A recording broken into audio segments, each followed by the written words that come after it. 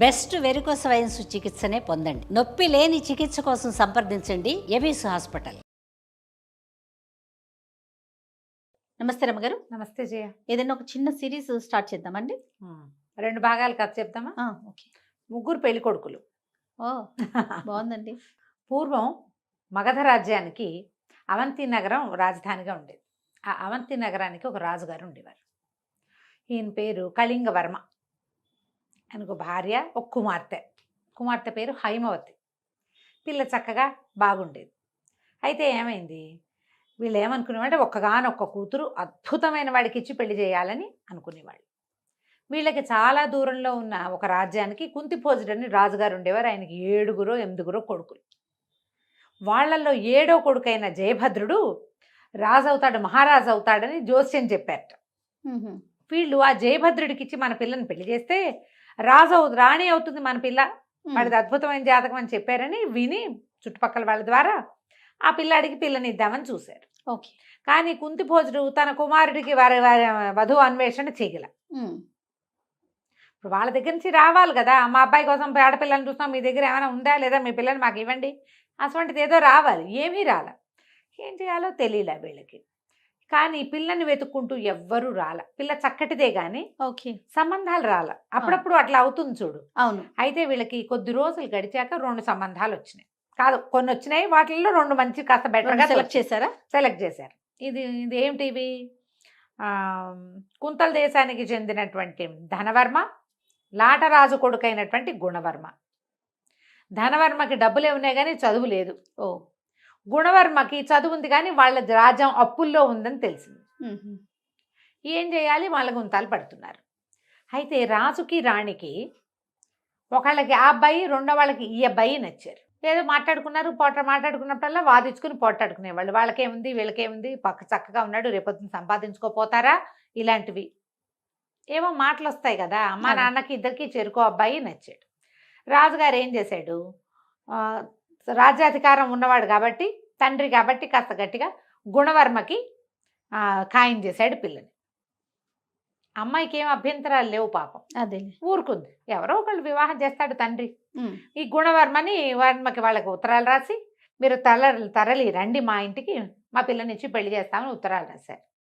కానీ ఈవిడికి, రాణిగారికి ఏం గుణం కోలా, వాళ్ళ అప్పుల్లో ఉంటేను, ధనవర్మ అయితే వాడి దగ్గర డబ్బులు ఉన్నాయి, చదువుకోపోతే పోయాడు, మన పిల్ల చదువుకుంది కదా, రాజుకు చదువేందుకు, మంత్రులు లేరు, వాళ్ళందరూ ఉంటారు కాబట్టి రాజుకు చదువక్కర్లా అని చెప్పి ఆ ధనవర్మకి రహస్యంగా ఒక దూతను పంపించి, నా భర్త వేరే చోట పిల్లనివ్వాలనుకుంటున్నాడు, నేను మాత్రం మీకు ఇవ్వడానికే డిసైడ్ అయ్యాను, మీరు వచ్చి ఊళ్ళో దిగండి, పిల్లని మీకు అప్పచెప్తాను, వివాహం చేసుకుని తీసుకెళ్ళిపోండి, వివాహం అయ్యాక ఆనాక ఏం చేస్తారు, ఆనకు చేసేదేం లేదు అని ఈవిడ ఉత్తరం రాసి ఒక మనిషిని ఇచ్చి పంపించింది.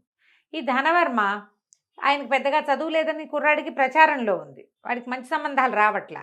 ఈ హైమవతి అందగత్తెని, ఈ రాజ్యానికి మంచి పేరుంది, అవంతి నగరానికి చాలా మంచి పేరుంది, అవంతి నగరం కూడా మందే అవుతుందని ఇవన్నీ ఆలోచించుకొని వస్తానని ఉత్తరం రాశాడు. సరే, ఏమైంది, గుణవర్మ దిగాడు మంది మార్బలంతో, రాజుగారు ఏర్పరిచిన పెద్ద విడిదిలో దిగాడు. ధనవర్మ కూడా రాణిగారు రహస్యంగా ఏర్పరిచినటువంటి ఒక మారుమూల భవనంలో సుమారైన మంది మార్బలం వారు పెద్దగానే దిగాడు. ఈ వచ్చిన పెళ్లి చుట్టాల్లో ఈ కొత్తగా వచ్చిన 2వ పెళ్లి చుట్టాలు ఎవరికి అర్థం కాల. ఓకే. గుంపంతా ఒకలాగానే ఉంది. పైగా పెళ్ళిళ్ళు అనేసరికల్లా ఎక్కువగా మగవాళ్ళు వస్తారు. ఈ మగ గుంపులో అందరూ ధనుర్బాణాలును గద అవి ఇవి కత్తి, వరలో కత్తులు, మీసాలు, పుస్తీలు అవి ధరించిన వాళ్ళే ఉన్నారు, తలపాగాలు. ఈ 2 వేరు గుంపులు వచ్చాయని పెద్దగా జనానికి అర్థం కాల. దిగేశారు. దిగేసిన తర్వాత ఏం చేసింది రాణిగారు, ముందు రోజు పొద్దున పెళ్లి కూతురుని చేశాక సాయంకాలము ఒక దాసి మంచి జమాజట్టిలాగా ఉన్నదాన్ని ఒకదాన్ని ఎంచుకుని, పూసే రాకుమార్తెని పూల బుట్టలో కూర్చోబెడతాము, ఆ బుట్ట నెత్తి మీద ఎక్కించుకుని తీసుకుపో. రాజకుమార్తె కొంచెం 7 మల్లెలు ఎత్తు సుకుమారే. ఆ దాసి పనిచేసేది అది 6 అడుగులు ఉండేది. కొంచెం హఠాకటాగా ఉన్నవాళ్ళు మోసేస్తారు. అక్కడి నుంచి ఏం చేశారు, ఈ రాజకుమార్తెని ఒక బుట్టలో పెట్టి బుట్ట దాసి దాన్ని నెత్తికెక్కించారు. నెత్తికెక్కిస్తే అది మెల్లిగా తీసుకెళ్తోంది. ఈ బుట్ట పెళ్లివాళ్ళ తాలూకే బుట్టలు, పువ్వుల బుట్టలు అవి వస్తాయి కదా, పట్టించుకోవాలి. ఇంతలో ఏమైంది, అక్కడ ఆ పూట ఒక 2-3 రోజులుగానే వీళ్ళకి ఒక పీలర్ వచ్చింది. ఈ దొంగలు బాగా దోపిడీ దొంగలు తిరుగుతున్నారు ఊళ్ళో అని. ఓహో! ఇప్పుడు పెళ్లి సమూహాలు అవి వచ్చినప్పుడు ఈజీ దొంగతనాలు. ఎవరెవరో తెలీదు. అవునవును. వీళ్ళ మొహాలు వాళ్ళ మొహాలు ఒకళ్ళకొకళ్ళు తెలీదు. దాసదాసీ గణం వస్తారు. ఆడవాళ్ళు పెళ్లికి తరలి వచ్చినా కూడా చిన్న సమూహం ఉంటుంది. ఈ సెక్యూరిటీ పెళ్లి వాళ్ళ పేరుతోటి వెళ్ళిపోయి వాళ్ళని బెదిరించి తీసేసుకోవచ్చు. దొంగలు చేరారు ఊళ్ళో. ఈ దాసి బుట్టలు పెట్టుకుని తీసుకెళ్తూ ఎక్కడైతే ధనవర్మ వాళ్ళు దిగి ఉన్నారో ఆ వైపుకి తీసుకెళ్ళటం మొదలుపెట్టింది. ఓకే. ముందుకెళ్ళేసరికల్లా అక్కడేదో చిన్న అగ్ని ప్రమాదం జరిగింది. ఆ రోడ్డులో తాటాకు పందిళ్ళేవో వేసున్నాయి. ఓ పందిరి అంటుకుంది. అంటుకున్న సార్ అంతా హాహాకారాలు, గందరగోళం, అరుపులు, కేకలు. ఎవరెటు వెళ్తున్నారో అర్థం కాలేదు. ఇట్లాగే ఉంటుంది. అవును. పైగాను వీళ్ళు కొత్తగా ఆ ఊరికి వచ్చిన వాళ్ళు కదా, ఈ ధనవర్మ తాలూకు వాళ్ళు. ఇక్కడ పద్ధతులు ఏంటో తెలీదు. ఏ పక్కకైనా వెళ్తే ఏ సందులో మాయమైపోతామో తెలీదు. గుర్తు తెలియదు కదా. అవును. దాంతో కాళ్ళు పడదొక్కుంటూ వాళ్ళంతా హైరాన్గా తిరుగుతుంటే ఈ దాసి దానికి ఏం చేయాలో తెలియక బుట్ట అక్కడ దించేసి పరిగెత్తేసరికల్లా ఈ మొత్తం ఇది అగ్ని అంతా ఆరి కొంచెం కాస్త జనం సర్దుకునే సమయానికి నిజంగానే దొంగలు దిగారు. ఈ దొంగలు దిగి అటు ఇటు చూసి పెళ్లి వాళ్ళ ఇంట్లోకి దూరి, వీడు పెళ్లి వాళ్ళంతా బయటకు వచ్చి నుంచున్నారు చాలామంది. ఒకళ్ళు ఇద్దరు వెళ్తున్నారు. ఇవి లోపలికి వెళ్తున్న దొంగలను చూసి సైనికులు ఉంటున్నారు, వాళ్ళకి తెలియదు. లోపల నుంచి చాలా పట్టుకొచ్చేసారు. ఈ పందిరికి ఎడం వైపుగా పెట్టున్న ఈ బుట్ట చూసి ఏదో తినుబండారాలో పువ్వులో ఏవో ఉండుంటాయి. ఈ బుట్ట కూడా లేవ తీసుకుని గుర్రం మీద పెట్టు తీసుకుపోయారు. ఇక అంతే కదా, వెళ్ళిపోయింది. రాణిగారు ఏమనుకుంటోంది, తెల్లవారుజామున ధనవర్మతో అమ్మాయికి వివాహం అయిపోయింది అనుకుంటుంది. వీళ్ళు తెల్లవారుధామ దాకా చూసి పిల్ల రాలేదు, ఏం చేయాలి, ఇంత దూరం అనవసరంగా వచ్చామని ధూమ్ధామ్ అనుకుంటున్నాడు ధనవర్మ. రాజుగారేమో తెల్లారి మామూలుగా పెళ్ళి అవుతుంది అనుకున్నాడు. తెల్లవారు చూస్తే రాకుమార్తె కనపట్టలేదు. అంతా వెతికారు. భార్య ఏదైనా చేసిందని ఆయన అనుకోలే. వెతుక్కున్నారు. రాత్రి దొంగలు పడ్డారు, అదైంది ఇదైంది ఏవో మాట్లాడారు. ఇంతలో ఏమైంది, ధనవర్మ దగ్గర నుంచి ఓ ఇద్దరు దాసీలు వచ్చి వివాహం సుసంపన్నం కాలేదండి, ఎందుకంటే రాజకుమార్తె రాలేదు. ఈవిడ కంగారు పడింది. ఇప్పుడు ఏమైపోయింది, ఆ దాసిని పట్టుకున్నారు. అది ఇంటికి వెళ్ళిపోయింది దాని దారిన. దాసిని పట్టుకొచ్చేసరికల్లా నాకేం తెలుసండి, మీరు ఇచ్చిన బుట్ట నేను అందులో రాజకుమార్తె ఉందని దానికి తెలియదు. బుట్ట నేను అక్కడ దింపెళ్ళిపోయాను. పెళ్లి వాళ్ళ ఇంట్లో దింపిరమ్మన్నారు. అక్కడేమో అగ్ని ప్రమాదము, ఇదంతా గందరగోళంగా ఉన్నారు. వాళ్ళకి పంపించాల్సిన బుట్ట వాకిట్లో ఉంటే వాళ్ళు లోపల పెట్టుకోరు, మరి పెట్టుకుంటారు. అందుకని నేను అక్కడ పెట్టేసి ఏదో పిల్ల ఏమైపోయింది. అక్కడి నుంచి 5-6 సైనికుల్ని ఒరే బాబు ఇట్లా బుట్టలో పెట్టాను వెతకంటారా అంటే వెతికినా ఏం లేదు, ఎక్కడా లేదు. ఇక చేసేదేం లేదు.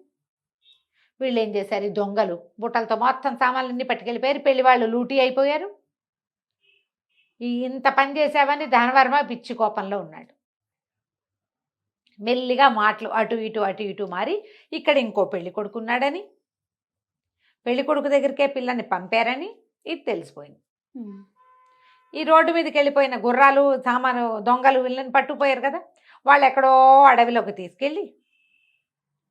ఎక్కడికో తీసుకెళ్ళి ఆ సామాన్లన్నీ పంచుకున్నారు. ఏమేమి ఉన్నాయి, అవి ఉన్నాయి. ఎప్పుడైతే ఈ బుట్ట గుర్రం మీద పెట్టారో దాన్ని పువ్వుల బుట్టగా నమ్మారు వాళ్ళు. ఓకే, లేదా తినుబండారాలు అందులో పంచుకునేందుకు ఏముంది, ఆ బుట్టను వదిలేశారు. వీళ్ళంతా కూర్చుని పంచుకుంటుండగా ఇంతలో పులి గాండ్రింపు వినపడింది. వినపడేసరికల్లా వీళ్ళు బెదర్లా దొంగలు. వాళ్ళు ఏమనుకున్నారంటే ఇంతమందిని చూస్తే పులి రాదు, ఎక్కడో గాండ్రిస్తుంది అంటున్నారు. కానీ గాండ్రింపు విన్నవి ఈ గుర్రం ఒంటరిగా నిలబడింది. అది సామాన్లు కూడా ఉన్నాయి పైన. బెదిరి పరిగెత్తి ఎక్కడ పరిగెత్తుందో ఎట పడితే అట్ట పరిగెత్తేసేసి ఎక్కడో తన మీద ఉన్న ఆ బుట్టని వదిలేసింది. అది ఆ బుట్ట కాస్త పడిపోయింది. పక్కకు పడంగానే ఈ అమ్మాయి లేచి కూర్చుంది అందులోంచి. రాత్రి కొంత మటుకు వచ్చింది, అక్కడ మెలకుగానే ఉంది. తల్లి కూర్చోబెట్టింది. తెల్లవార్లు ఎక్కడికో వదిలే గుర్రం మీద ఇట్లా కదులుతుంటే నిద్ర రాదు, కూర్చుని నిద్రపోయింది. ఇప్పుడు మేలుకు వచ్చింది. తల కింద టాప్మని తగిలేసరికి లేచి చూసుకుంటే నట్ట అడవిలో. ఏం చేయాలో తెలియలే. ఇంతలో ఏమైంది, ఈ పులి భయానికి పరిగెత్తింది కదా, ఆ పక్క నుంచి సడన్గా అడవంతా నిశ్శబ్దంగా అయిపోయింది. పులి వస్తోంది. బెదిరి బిక్క చచ్చి నుంచి ఒక ఆటవికుడొకడు ఆ పక్క నుంచి వస్తూ, పులి కోసమే వస్తున్నాడో వాడు లేడి కోసం వస్తున్నాడో, 2 బాణాలు వేసి పులిని బెదిరించాడు. పులి కాస్త పారిపోయింది. అతని దగ్గరకు వచ్చి ఎవరమ్మాయి నువ్వు ఏమిటి అని అడిగాడు. అడిగితే అమ్మాయి బెబ్బా బెబ్బా అమ్మాయి అంది. తనకి తెలీదు ఏం జరిగిందో. ఏదో పిల్ల ఏమో పెళ్లి కూతురు వేషం, నిన్న పొద్దున పెళ్లి కూతురుని చేశారు కదా. సరే రామ్మా మా ఇంటికి వెళ్దాం, రేపు పొద్దున్నే చూద్దు కానీ ఎక్కడికి వెళ్ళాలో చూద్దు కానీ ఆ పిల్లని వెంబడబెట్టు తీసుకెళ్ళాడు. ఈ ఆటవికుడి పెళ్ళాము మామూలుది కాదు, తాటకి అది. ఆ వెనకాల వచ్చిన పెళ్లి కూతురుని చూడగానే అవురవురా నువ్వు అడవికి వెళ్ళి నువ్వేదో తెస్తావనుకుంటే పెళ్లి కూతురిని వెంబడి పెట్టుకొచ్చావా? తిండి తిప్పలు ఏమైనా తెచ్చుకురావద్దు, నీకు లేదు కుందేలు లేదు, ఈ పిల్లని ఎక్కడి నుంచి తెచ్చావు, దీనికోసమే నువ్వు అడవిలోకి వెళ్ళావంటే కాదే అని వాడిని ఎత్తి మొత్తుకున్నా అది వినలా. తెల్లగా తెల్లారిపోయింది. వచ్చిన ఆ మొత్తం ఆటవికల కుటుంబాలన్నీ చేరేసరికల్లా వాళ్ళందరూ గట్టిగా మొగుడు పెళ్ళాన్ని కేకలేశారు. ఎవరమ్మా అంటే ఇదేం చెప్తుంది ఈ పిల్ల, నేను రాజుగారి అమ్మాయిని, ఎలా వచ్చానో నాకు కూడా తెలీదు అనేసరికి వీళ్ళంతా అన్నారు ఈ పిల్ల వల్ల తగాదా వచ్చింది, మర్యాదగా ఒప్పుకో అంటే. కాదు నాకే వ్యామోహం లేదు, నాకు తెలీదు, నేను అక్కడ కనపడింది తీసుకొచ్చాను, పిల్ల అడవిలో అన్యాయం అయిపోతుందని తీసుకొచ్చానంటాడు వాడు. బావిలో దింపేయాలి ఈ పిల్లని పెట్టారు. అయ్యో బావిలో తోసేస్తాం అంతే. ఇంకా అయ్యో పాపం అంటున్నాడు ఇతను. నువ్వు అయ్యో పాపం అన్నా అంటే నువ్వు వ్యామోహంతో తెచ్చానని ఒప్పుకో అనేసరికి కాదన్నాడు. అయితే సరే పిల్లని నూతిలో దోసేస్తే గొడవ వదిలిపోతుంది అని చెప్పి ఆ పెళ్లి కూతురుగా ఉన్న ఈ పిల్లని వెంబడ పెట్టుకుని అడవిలో ఒక పాడుబడిన నూతిలో తోసేశారు. ఆటవికులు కదా, దేంతో గొడవ వస్తే దాన్ని తోసేయాలి అంతే మరి లెక్క. తోసి పారేసి చేతులు దులుపుకొని వాళ్ళ దారిని వాళ్ళు వెళ్ళిపోయారు. దొంగలకు కూడా తమ రాజకుమార్తెను తెచ్చామని తెలియదు, మోసుకొచ్చిన దానికి కూడా తన రాజకుమార్తెను తెచ్చానని తెలియదు. బాగుంది. ఇందులో పడిపోయి ఆ పడిపోయిన పిల్ల ఢామని కిందకి వెళ్ళిపోలే. ఏవో అల్లిబిల్లిగా చెట్లు అవి ఇవి అల్లుకుని ఉన్నాయి లోపల. ఒక చెట్టు మీద పడింది. పైనుంచి కొన్ని ఊడల్లాంటివి వేళ్లాడుతుంటే ఆ ఊడబుచ్చుకుని అట్లా వేళ్లాడుతూ దాని మీద ఉండిపోయింది ఈ అమ్మాయి. ఓ పూటంతా గడిచిన తర్వాత అట్లాగే ఉంది. మరి ఏం చేస్తుంది? ఆకలి శోష వస్తోంది, దాహానికి నీరసం వస్తోంది, నిద్ర ఏం చెయ్యాలో తెలీదు. అట్లాగే వేళ్లాడుతూ ఉండి మెల్లిగా ఎప్పుడో ఒకసారి తలకాయ పేకిస్తే ఎవరో ఒక మొహం కిందకి చూస్తుంది. నూతులోకి చూస్తున్నారు ఎవరో, కేకలు పెట్టింది రక్షించండి అంటే. ఈసారి మళ్ళీ ఆటవికలు వచ్చి పైనుంచి ఇది ఇంకా చావలేదని 4 రాళ్ళు పైనుంచి పడేస్తే ఏమవ్వాలి? కానీ వచ్చింది ఆటవికుడు కాదు, వీడు ఒక రాజకుమారుడు. ఓహో. అతను ఏం చేశాడు, గుర్రం ఏదో వేసుకొచ్చాడు, గుర్రపు కళ్ళేలకున్న తాడి వేసి ఆ పిల్లని పైకి లాగి కూర్చోబెట్టి ఎవరమ్మాయి ఏంటంటే వాళ్ళ పెళ్లి కూతురు వేషం, మొహం అంతా జుట్టు గిట్టు అంతా పోయి కాళ్ళ కాటికి అదంతా కరిగిపోయి లోపలికి పడేసరికి చిన్న పొన్న దెబ్బలు కూడా తగిలినాయి. ఆ అమ్మాయి ఏం చెప్పిందంటే నేనేమో రాజుగారి అమ్మాయిని, మరి నిన్న నాకు పెళ్ళి, మా నాన్నేమో ఒక పెళ్లి కొడుకుని తెచ్చాడు, మా అమ్మ ఇంకో పెళ్లి కొడుకుని తీసుకొచ్చింది, వీళ్ళిద్దరూ కాదు 3వ పెళ్లి కొడుకు ఎవరో ఉన్నారు, ఆయన ఎవరో నాకు తెలీదు, నా పరిస్థితి ఏమో ఇలా అయింది, నేను ఇక్కడ పడిపోయాను, ఆటవికులేమో నన్ను ఇక్కడికి దోసేశారు అనేసరికల్లా అతను అన్నాడు నువ్వెవరు అని అడిగింది. నా పేరు జయభద్రుడు అని చెప్పాడు. కుంతిభోజన మహారాజు కుమారుణ్ణి, నేను అడవిలోకి వచ్చాను, దారి తప్పిపోయా, మా సమూహం అంతా ఎటో వెళ్ళింది, మంచినీళ్ళు తాగుదామని నువ్వు దగ్గరకు వచ్చాను, వంగి చూశాక నాకు అర్థమైంది ఇది పాడుపడి నుయ్యి, ఇందులో నీళ్లు లేవు, పెద్దగా ఏం లేవని. సరే నేను నీకు సహాయం చేస్తాను, పద మనం మీ ఊరు వెళ్దామన్నాడు. సరే వాళ్ళ ఊరు వెళ్ళడానికి బయలుదేరారు. తర్వాత ఏమైందో మనం వచ్చే భాగంలో తెలుసుకుందాం. తప్పకుండా రమగారు. నమస్తే రమగారు. 3 పెళ్లి కొడుకులు సిరీస్ చెప్పుకుంటూ ఉన్నాం.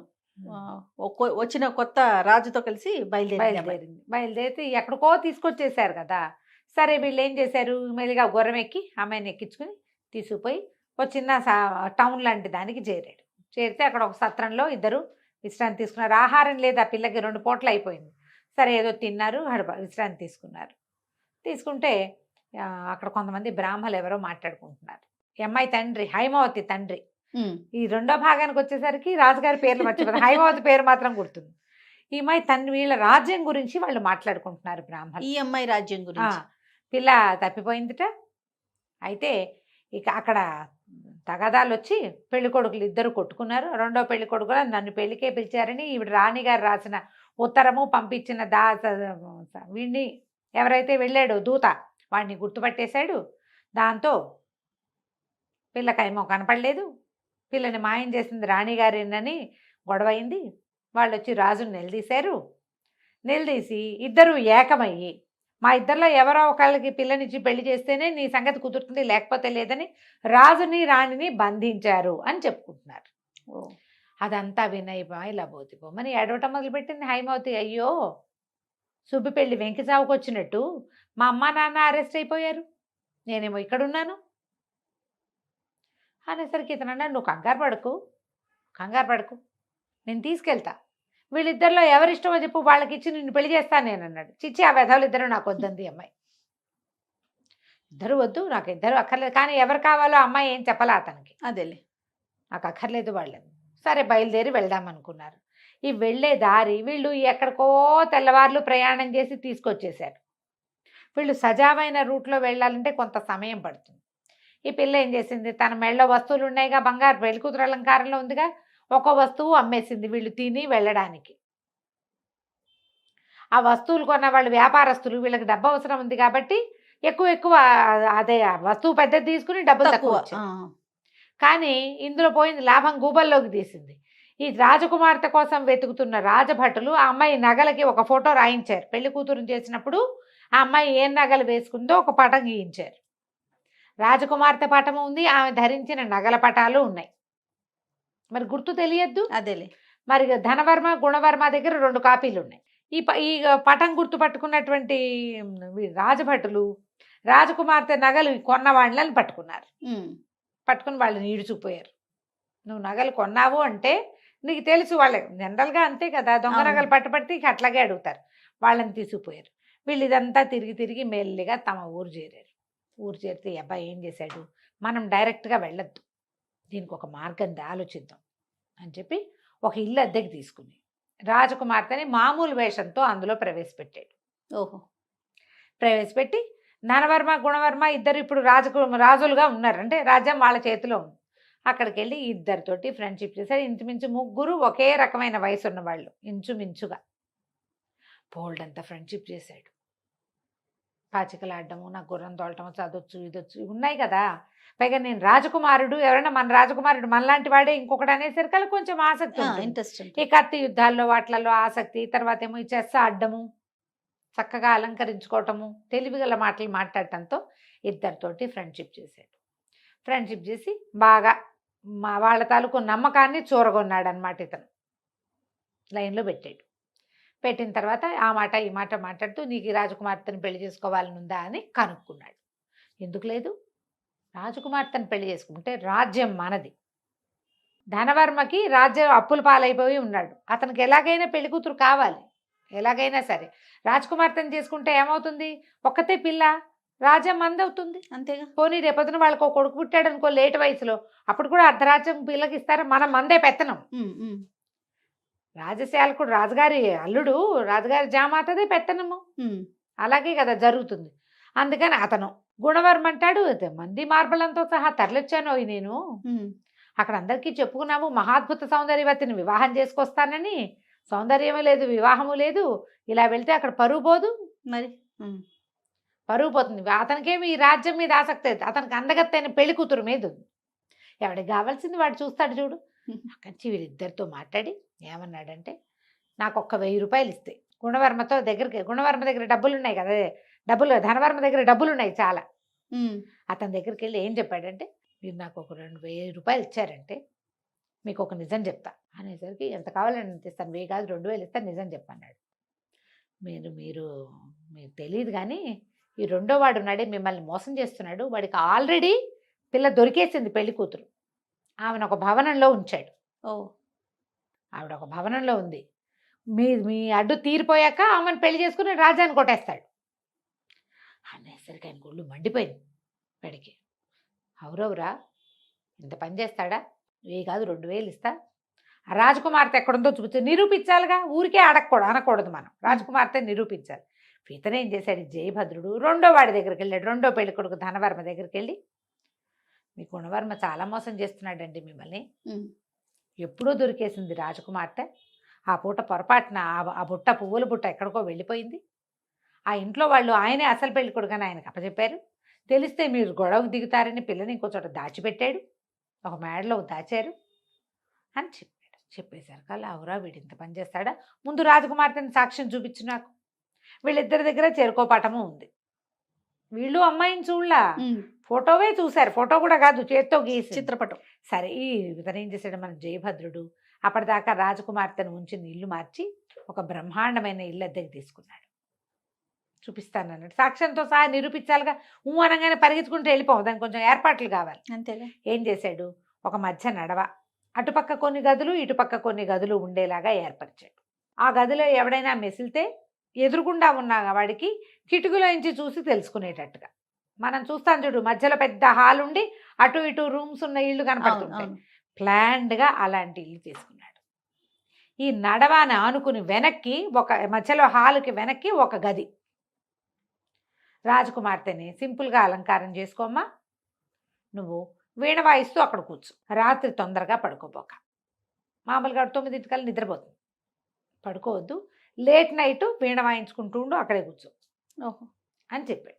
చెప్పి ఏం చేశాడు, రాత్రి 9 అవ్వగానే బయలుదేరేసాడు. ముందు గుణవర్మని బయలుదేరేసి తీసుకొచ్చి ఈ నడవాలోంచి లోపలికి రాగానే ఒక పక్క కుడివైపున్న గదుల్లోకి ప్రవేశపెట్టి కొద్దిగా ముందుకు వెళ్ళి ఆ కిటికీలోంచి చూడండి రాజకుమార్తె కనపడుతోంది అన్నాడు. వీణ వాయించుకుంటూ కూర్చున్న రాకుమార్తెను చూసేసరికి గుణవర్మని కాంతిపోయాడు. అవురవురా హైమవతి, ఇంత సౌందర్యం మామూలు వాళ్ళలో ఎట్టా ఉంటుంది, పైగా వీణ వాయించేస్తోంది, అమ్మాయి బాగా చదువుకుంది, వీణ వాయిస్తుందని తెలిసిందే. పటాన్ని దావిడిని పోల్చి చూస్తే ఆమెనని తెలిసింది. సరే మరి ధనవర్మ ఏంటంటే మీరు ఇక్కడే ఉండండి, నేను చూపిస్తాను మీకు అని చెప్పి వీడిని గదిలో వదిలేసి పరిగెత్తుకుంటూ వెళ్ళి ధనవర్మని వెంట పెట్టుకొచ్చాడు. ఓకే, వెంట పెట్టుకొచ్చి ఎడం వైపు ఉన్న గదుల్లోకి ప్రవేశపెట్టాడు. ఈ ఎడం వైపు గదిలో ఉంచి ఆ రాజకుమార్తెను చూశాడు. అతనికి రాజకుమార్తె అవునో కాదో కూడా అక్కర్లా, ముందు అవును అనుకోవాలి అంతే. మనం చూసేసరికల్లా మరి వాడేటంటే అదిగో ఎదురుగుండా గదుల్లో తిరుగుతున్నాడు చూడమన్నాడు. ఎవరింటికైనా ఒక హాల్లోకి ఎవరైనా వెళ్తారు, గదుల్లోకి ఎవరైనా వెళ్తారా? అసలు ఆ గదులు మనవైతే. ఈ ఎదురు బదురు గదుల్లో ఉన్న వాళ్ళిద్దరూ వీడిదే ఈ భావనమని నమ్మారు. పైగాను ఒక గ్రడ్జ్ ఉంటుంది, నాతో పాటు వీడు కూడా పోటీదారు అనగానే పైకి స్నేహంగా మాట్లాడినా లోపల ఒక ఫీలింగ్ ఉంటుంది కదా. తెల్లవారేసరికి కామ్గా ఇద్దరు ఎవరి దారిన వాళ్ళు బయటికి వెళ్ళిపోయారు. అది నడవాలోకి రాకుండా వెళ్ళిపోయే మార్గాలు ఉన్నాయి దానికి. అట్నుంచి అతన్ని పంపేశాడు, ఇట్నుంచి ఇతన్ని పంపించేశాడు. ధనవర్మ గుణవర్మ ఇద్దరు గదుల నుంచి బయటికి వెళ్ళిపోయారు. రాత్రంతా ఆలోచించుకున్నారు ఎట్లా వీడిని చేయటం. మర్నాడు పొద్దున సభకి రోజు వస్తున్నారు వాళ్ళు. రాజకుమార్తె దొరికిందా, ఎవరు దొరికారు, ఏం దొరికారంటే వ్యాపారస్తుల్ని ప్రవేశపెట్టారు. బంగారం అమ్మారు. బంగారం అమ్మినప్పుడు ఆమెతోటి ఎవరున్నారు, ఎవరో ఒక యువకుడు ఉన్నాడు. వీళ్ళిద్దరికి ఏమనిపించింది, వీడనేమో అనిపించింది ఎవరికి వారికి. కానీ నువ్వేనా అని అడగరు కదా. ఇవి ఓపెన్గా మాట్లాడుకుంటే ఒక రకంగా ఉంటాయి, నాలో నేను మాట్లాడుకుంటే ఇంకో రకంగా ఉంటాయి. అదే కదా. ఒకళ్ళొకళ్ళు చూసుకున్నారు. ఒక స్ఫురద్రూపి యువకుడు ఉన్నాడు, గుర్రం వేసుకున్నాడు. ఆ అమ్మాయి అతనితో పాటు గుర్రం ఎక్కిందంటే వీడితోటేని ఒకళ్ళనొకళ్ళు తిట్టుకున్నారు లోపల. అక్కడి నుంచి సరే రాజకుమార్తె ఎక్కడైనా వెతికి పట్టుకుంటాము, ఆమెను వివాహం ఆడి తీరుతాము, మా ఇద్దరిలో ఎవరిని వివాహం చేసుకోవాలో ఆవిడదే అవకాశం అని ఘోషణగా చెప్పారు. చెప్పిన తర్వాత మేమిద్దరం మిత్రులుగా ఉంటామని ఒకళ్ళనొకళ్ళు కావలించుకుని బాకులతో ఒకళ్ళనొకళ్ళు పొడి చేసుకున్నారు ఇద్దరు. వాడిని పొడి చేద్దామని వీడు అనుకున్నాడు, వీడిని పొడి చేద్దామని వాడు అనుకున్నాడు. కావలించుకున్నారు. లోపల నుంచి కైదారు తీసి వాడు ఆ పక్కన వీడి పక్కన పొడుచుకున్నారు. కేవమని అంతా నెత్తురు కేకలు. ఇంకేముంది, ఆ రాజభట్లు వాళ్ళు వీళ్ళు అధికారులు అందరు లేచి వచ్చి చూస్తారు కదా, ఇద్దరు కిడ్నీలో దగ్గర పొడి చేసుకున్నారు, బతికే అవకాశం లేదు. అక్కడి నుంచి లవో దీపమని వాళ్ళ సైనికులు వీళ్ళ సైనికులు ఇదేమిటి ఇట్లా అయిందని ఈ స్పృహ లేని రాజకుమారులను మోసుకుపోయారు. ఇప్పుడు దెబ్బలు తగలంగానే ఈ ఊళ్ళో పెట్టి వీళ్ళకి ఏం చేయించకూడదు, వాళ్ళ నాన్నల దగ్గరికి తీసుకుపోవాలి. ఈ లోపల ఉంటే పోతారు, ఉంటే ఉంటారు, లేకపోతే లేదు, అంతే ఇంకా కదా. అక్కడి నుంచి రథాల మీద వేసుకుని వాళ్ళంతా గుంపంతా పోయారు బయటికి, మొత్తం అంతా వెళ్ళిపోయారు. మధ్యాహ్నం అయ్యేసరికి రాజ్యం ఖాళీ అయిపోయింది. మరి మరణించిన రాకుమారుని పెట్టుకుని వాళ్ళు ఏం చేస్తారు, ఎప్పుడైతే హెడ్ పోయాడో సైనికులకు ఇంకా దిశానిర్దేశం చేసేవాడు ఎవడు ఉండడు, ఎవరిష్టం వల్ల వెళ్ళిపోవటం, వెనక్కి వెళ్ళిపోవాలి వాళ్ళు. అదేలే. నీకు యుద్ధాల్లో కూడా అవునవును రాజు ఎవరైతే సైన్యాధ్యక్షుడు ఉన్నాడో వాడు పడిపోయాడంటే సైన్యానికి ఫోకస్ పోతుంది. అవును. లొంగిపోతారు, వెంటనే లొంగిపోతారు. వాళ్ళ పద్ధతి అది, వాళ్ళకి అది నేర్పిస్తారు.